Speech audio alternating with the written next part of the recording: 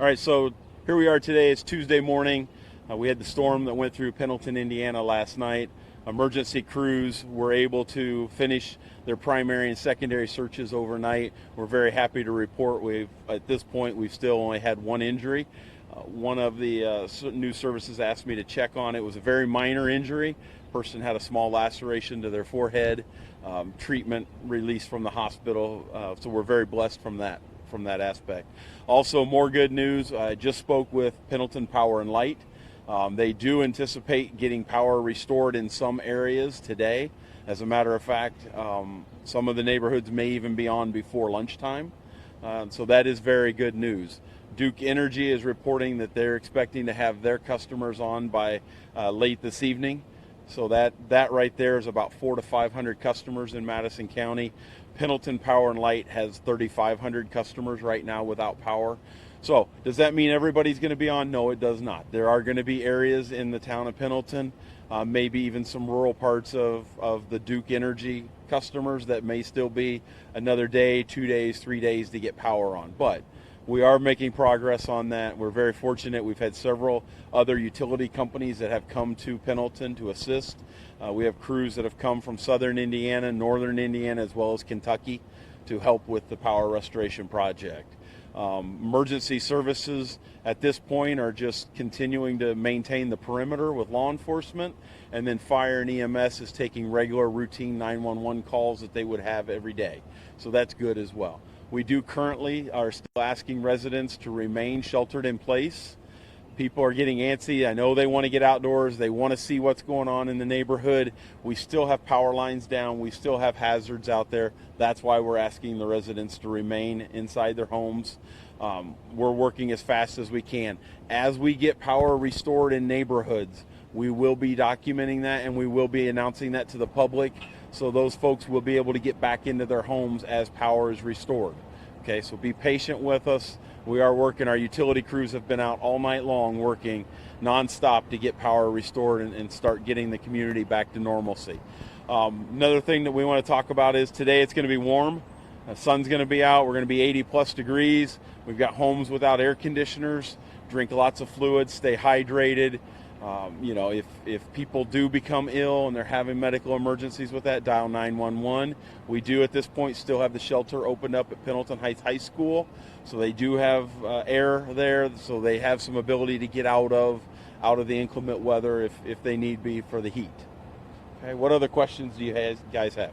About how many houses would you say were damaged? Is it too soon to say? It's too soon to say. Our goal right now, when I left the command post, they were waiting for the National Weather Service to arrive. So as soon as National Weather Service arrives, we'll have representatives of emergency management with them. They'll be doing a survey to determine what caused this. Was it a tornado? Was it straight line winds? Everybody's speculating right now, but we're going to wait for the officials to give us the official answer. From there, hopefully by noon, we're going to start with several teams of damage assessment folks from emergency management. They will be driving through the community out in the country, and they will actually be doing a survey of how many homes have minor damage, major damage, or inhabitable completely. So by this afternoon, later, hopefully by the 5 o'clock news, I'll be able to give you more concrete information on the numbers of how homes that are impacted by this. Some people have asked us if there's a need at this time for volunteers to come and help with trees and stuff like that. Thank you. That's a great question. I meant to bring that up. At this time, we're asking that we do not want volunteers coming to the community quite yet. As long as we have our own residents and we're telling them to stay indoors, then that same message would apply to volunteers that are wanting to come. We're working with the Red Cross, Salvation Army, all of our other non-governmental organizations. They will help us coordinate volunteers, all those cleanup groups. We've had several groups already. Hoosier Hospitality at its best. People have reached out to us. They want to come. Our message is please wait. We will get the message out through you folks, the media, social media, when we're ready for that. Now, going back to the damage, where are you guys seeing the most? Just from the preliminary assessment, where are you seeing the most? Sure. So quite a bit of damage. There's definitely a path that goes through Pendleton in the area of about the post office, across this State Street, up through Falls Park, and then on out into Huntsville. Do you know about how many people have stayed at the high school? We've had a maximum of 20 people there. Overnight, we had about 12 people that spent the night at the shelter. Do you know if there were children, if there were adults, or anything like that? I don't know. When I saw them, they were snuggled in with their blankets and their cots, and I couldn't tell who was who. Right. So initially, the plan is to get the power back on, and that's going to be potentially 3 or 4 days. Mm-hmm. And then can you just talk about the cleanup after that? I mean, this could be a while for some people. Sure. I mean, there's a lot. There's tree limbs, there's roofing materials, there's things like that that are down on the ground. So the town of Pendleton will be working with that. County Highway has been a great asset to us. They've come in, as well as other communities with their street departments. So yes, it will. The cleanup phase will go on. Right now, we're focused on getting power restored and taking care of the basic necessities for the public. One thing that someone asked me, they said, power's out of my house, my phone is about to die. Is a high school a good place to go to even just like recharge a phone or something like that? Or is there another? I can tell you at this point at the shelter, they do have electricity. Okay. Can people bring their animals, or is it just people at this We time? do have, Madison County Emergency Management does have a pet trailer that is equipped with cages and the necessity equipment to house animals. So yes, they may bring their pets to the Pendleton Heights High School, and we have a group of folks there that are taking care of specifically animals. And we're talking household pets there.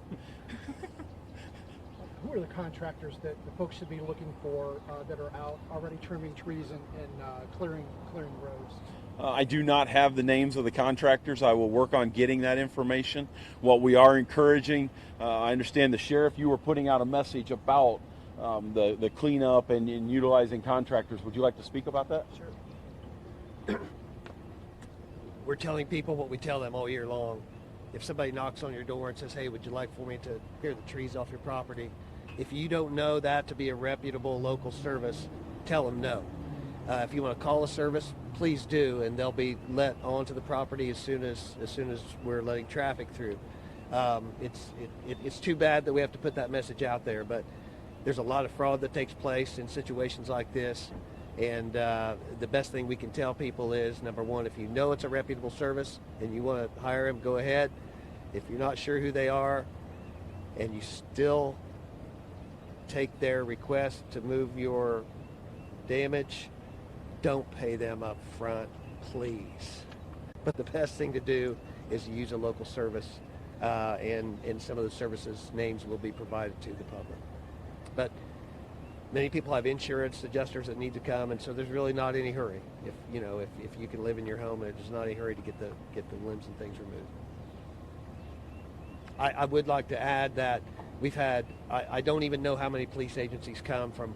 Nearly every police agency in this county has offered 1 or 2 or 3 or 4 people. We've got a lot of roads that we want to keep, restricted traffic. It's been incredible.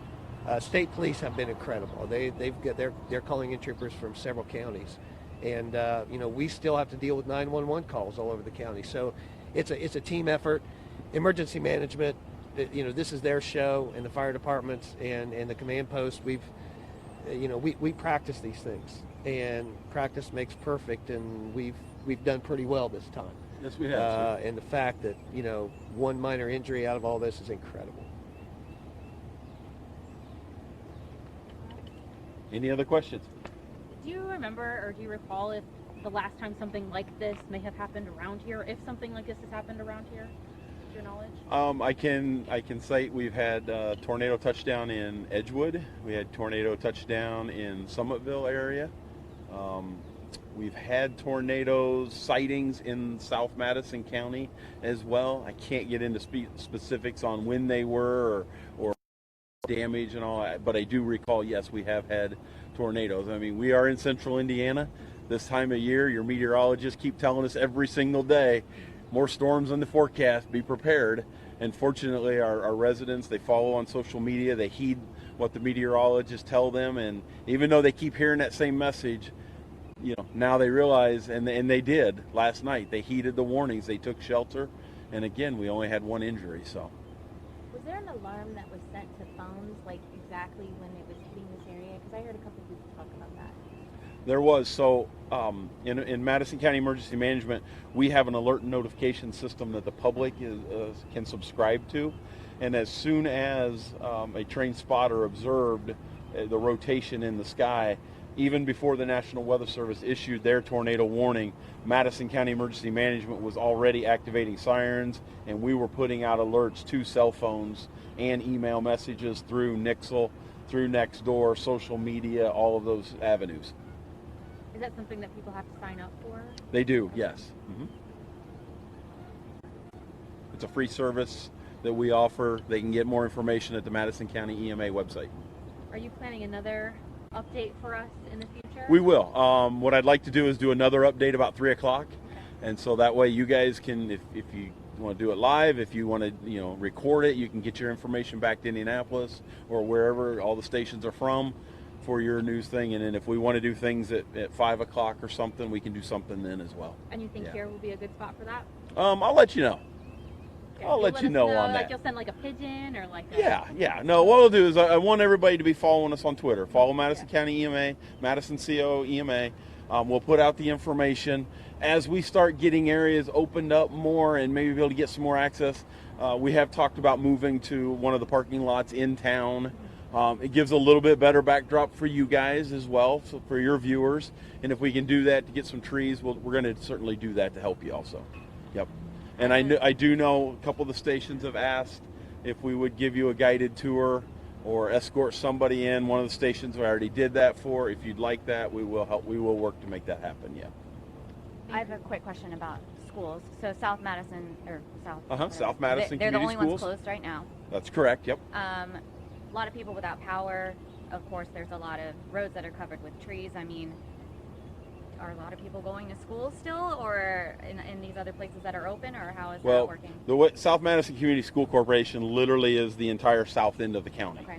So everything that's affected by this storm incident that went through is South Madison Community Schools. So they're working very closely with us. Obviously, they've opened up the high school for shelter. As soon as we were able to brief them on the damage last night, they made the decision that we're not going to open the schools, and they're working on a day-by-day basis. As you all know, we're right at the end of the school year. Thursday was supposed to have been the last day. It's now Friday, graduation Sunday. So, number one priority is safety. Number two is, we got to get the kids educated and get through finals and all. But number one, safety with South Madison School Corporation. Okay. Thanks, guys. Thank you. Appreciate it. I'll leave that up to somebody. I was going to say, now who's going to peel the tape off? One at a time. I don't want to claw anyone. I'll knock the darn thing over. So have you been up all night? Did you get a nap in? I have not had a nap yet. Oh my Been gosh. up since 7:30 yesterday, You're going pretty strong. You're pretty chipper for that, I gotta say. I'll wait till later tonight. I feel like safety. Oh. All right, everyone grab hold, because when this comes off, it comes off. There we go. It's okay, she dropped her own microphone. I know, so right? It's okay. Yeah. Damn it. yeah. That's all right. Okay. That's why we make these indestructible.